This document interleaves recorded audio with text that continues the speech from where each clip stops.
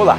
Continuando a nossa conversa sobre quadrinhos, no final dos anos 40, início dos anos 50, os super-heróis haviam entrado em decadência, aquele clima da Segunda Guerra, aquele clima de aventura, foi dando lugar a uma outra coisa, e os quadrinhos, naquele início da Guerra Fria, assumiram uma roupagem bastante adulta.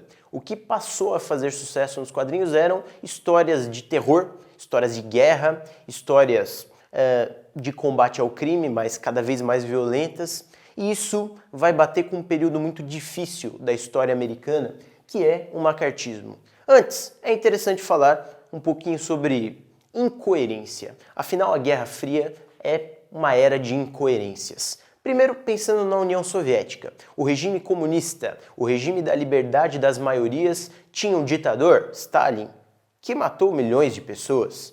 Da mesma forma, os Estados Unidos, a terra da liberdade democrática, patrocinavam ditaduras militares na América Latina e em outros lugares, inclusive no Brasil, tentando evitar aquilo que aconteceu com Cuba, que era se tornar um país comunista.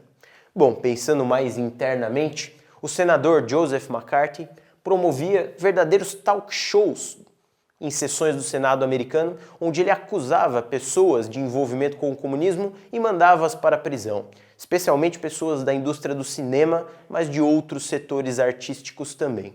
Naturalmente, os quadrinhos não ficariam de fora dessa perseguição. O que acontece é que, nos anos 50, qualquer desvio da moral tradicional conservadora norte-americana era um sinal de comunismo. Homossexualismo, uma tendência talvez para a violência, qualquer coisa desse tipo.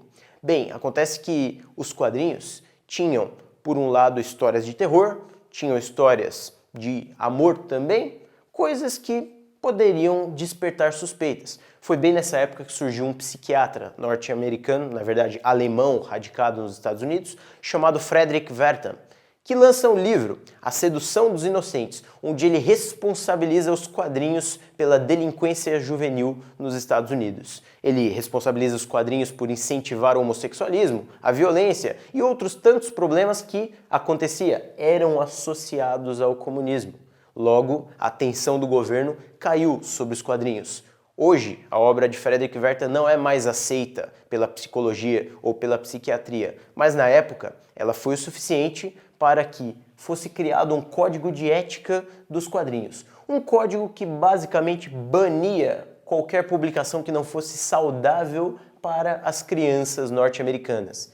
Ignorando o fato de que muitos quadrinhos não eram destinados às crianças, de que não só crianças liam quadrinhos. Acontece que até aquele momento, a editora, desde o fim dos anos 40, que tinha feito mais sucesso nos quadrinhos, era a Entertainment Comics, uma editora que basicamente foi levada à falência por esse código de ética, porque suas histórias de terror, de guerra e de crime não podiam mais ser publicadas. Bem, o que sobra de saudável para as crianças nesse contexto? Não muita coisa. É nessa época que os quadrinhos Disney vão fazer o maior sucesso, porém só entre as crianças.